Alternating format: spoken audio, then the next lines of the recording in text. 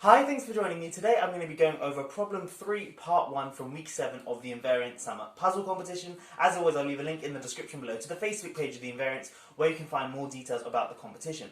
Anyway, this is going to be part 1 of problem 3 and I'll go over part 2 in a separate video. But this is what I'm going to be covering in this video.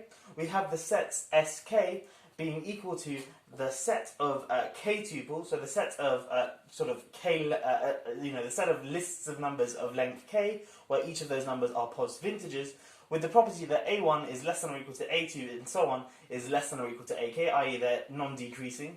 And we also have this property here, so that the product from j equals 1 to k of aj plus ai divided by ai squared is always a positive integer, so regardless of which I you choose. So in other words, if you take the product of each of these terms here in this kind of k vector, if you like, that's going to be some number. Then if we add on ai and then divide through by ai squared for any I, we're always going to get some positive integer.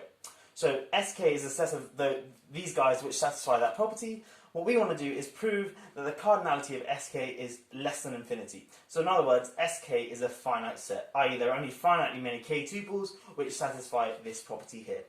Okay, if you want to have a go at this problem, pause the video now and give it a go for yourself, and I'm going to jump straight into a solution.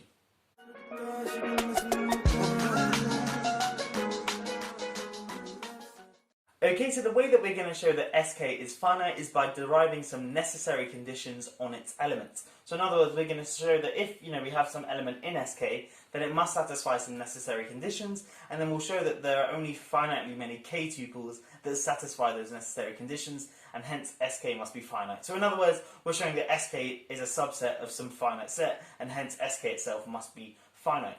Now, just to, what we're going to do is take an arbitrary element in sk, and then derive some conditions on it. But for now, we're keeping that element as arbitrary as possible. So it's a1, a2, all up to ak, and I've just defined p here to be the product of all the ai's. Okay, just for purposes of clarity. So if this element here is in sk, then by one of the properties of sk, we must have that p plus ai divided by ai squared. This guy here must be a positive integer for all I. So we take an element in sk, and then we know that this guy here holds. But if this thing here is a positive integer for each I, then certainly if I multiply all, this expression together for all the possible i's, I'm still going to get a positive integer, because the product of a bunch of positive integers is still a positive integer. So that tells me that this thing here implies that p plus a1 over a1 squared times p plus a2 over a2 squared times so on, all the way up to p plus ak all over ak squared. This thing here is a positive integer.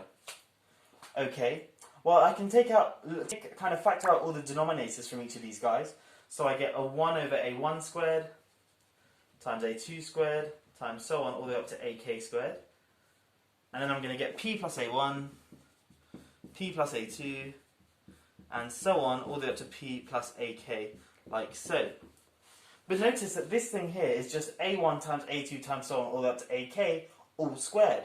But a1 all the way up to a1 multiplied by all the way up to ak is just p. So this denominator here is just p squared. So we have 1 over p squared here. And then notice that if we were to expand out the brackets here, most of the terms would be p to the power of something multiplied by a constant, where that p to the power of something, that something is at least 2. So if I were to go ahead and kind of expand this out, I'd get 1 over p squared times, well, let's do all the ones without p first, so that's going to be a1 all the way up to ak. So taking this a1, this a2, this a3, all the way up to that ak, and that of course is just p. And then what I'm going to do is take, this p here, and then do a2 or a2 times a3 times so on, all the way up to ak.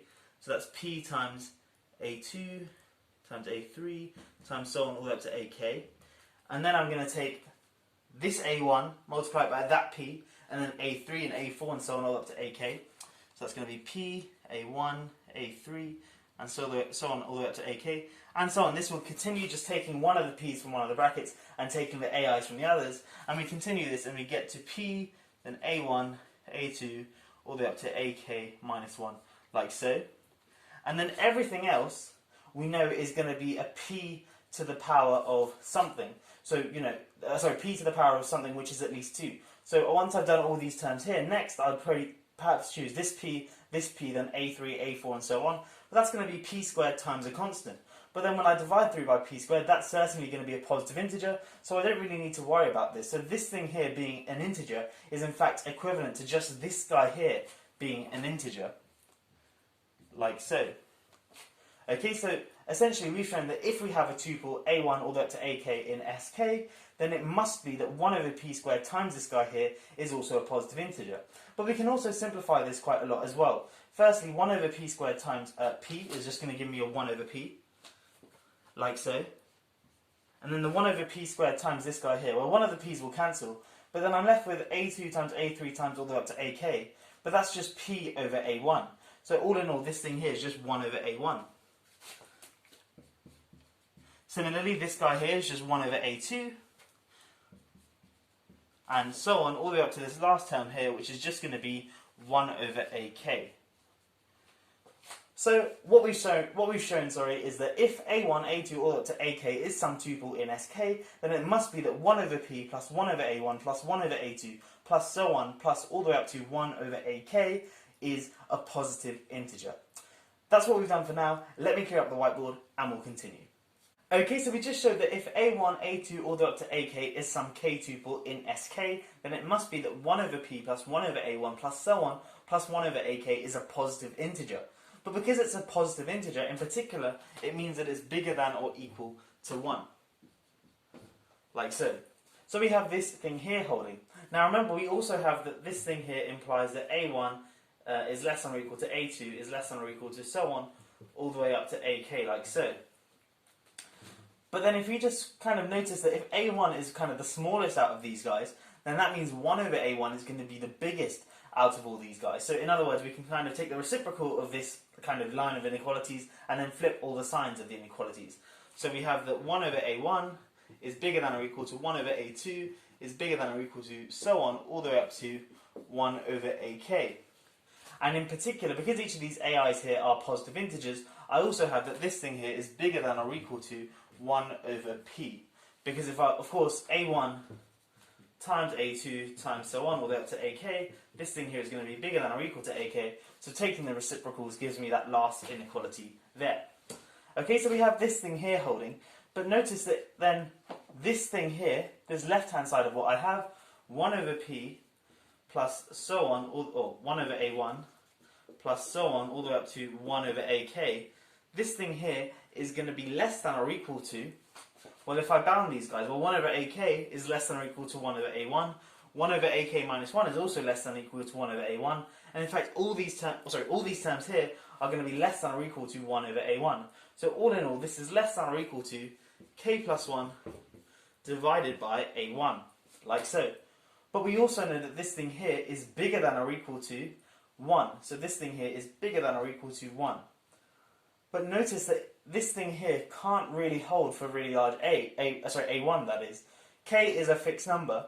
So if a1 is sufficiently large, if a1 in fact is bigger than k plus 1, so if a1 is at least k plus 2, then this inequality here isn't going to hold. So what that tells us is that a1 can only take finitely many values. In other words, a1 must be in the set 1, 2, all the way up to k plus 1. So we've proved that a1 can only take finitely many values. But then we can kind of just go back to this equation here and repeat the argument with a2. So suppose we fix the value of a1, and let's just call a to be equal to a1. And just plugging that back into what we have here, we get that 1 over a times a2 times all the way up to ak, plus 1 over a, plus 1 over a2, and so on, all the way up to 1 over ak. This thing here must be bigger than or equal to 1. Well, if I just bring this a onto the other, this 1 over a to the other side, I get this thing here holding.